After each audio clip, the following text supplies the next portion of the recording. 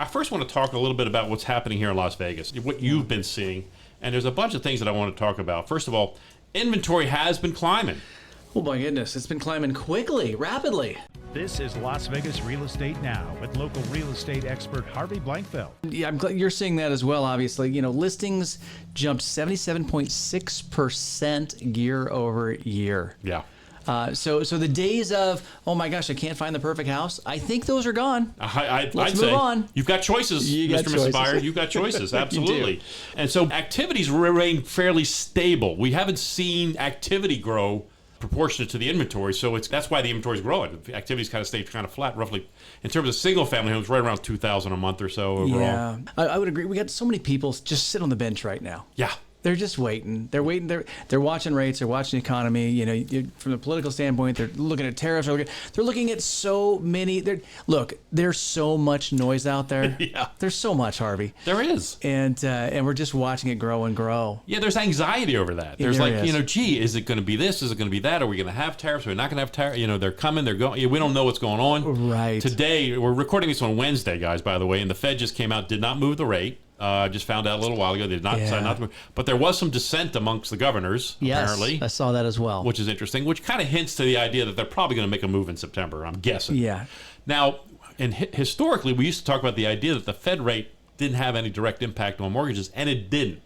And it doesn't. However, of late, because of the way news has been generated, it has some impact on mortgage rates, has it not? It has. There's such a battle going on that we cannot control. And, you know, Harvey, lead that into business. So what happens when there's something you can't control in the market, like an interest rate? What do?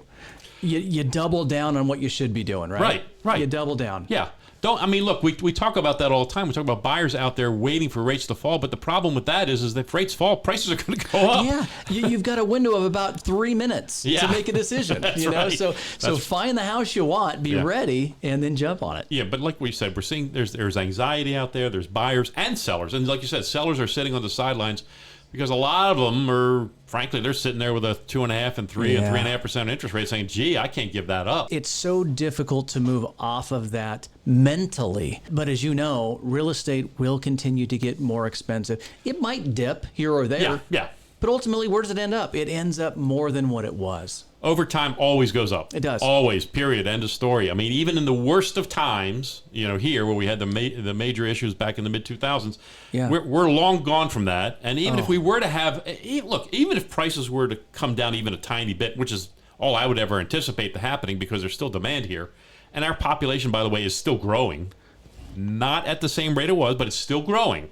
And so there's still demand. People want to move to Vegas because there's a lot happening here. Well, Harvey, let's be real. It's up 5.5%. Prices are up on average 5.5% year over year.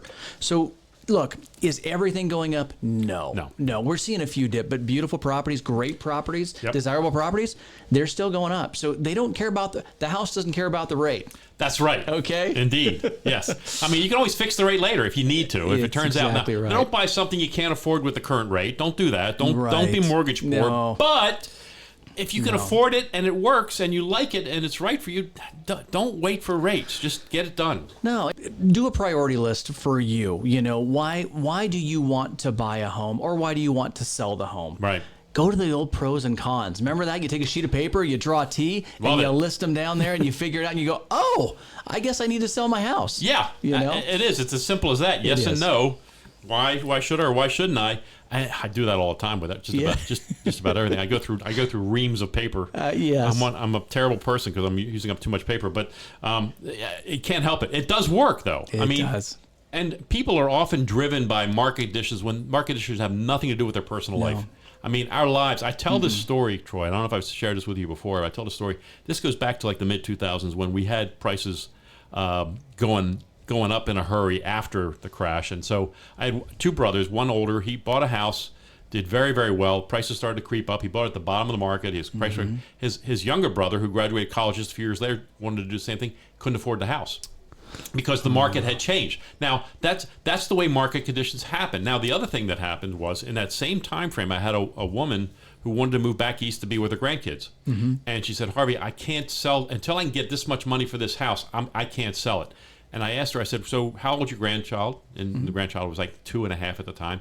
I said, okay, so based on current projections, your house will be able to get that number in about 3 years. So your grandson will be 5.5. Is that okay? That's not okay. Don't let the market conditions drive your personal life. No. It's silly. It's just people.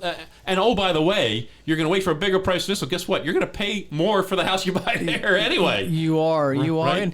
And you know, so much of it's just betting on yourself. Yeah. Bet on yourself. Yeah. If it's something that you really feel that you need to do, sell, or buy, great, do that, but also understand what it's going to take to do that. Yeah. And it might be short term, or you know what? Plan for it being a little longer term, just in case. Yeah. Just in case. Yeah. And is it still worth it? Yes or no? Right. It's really that simple. That's it.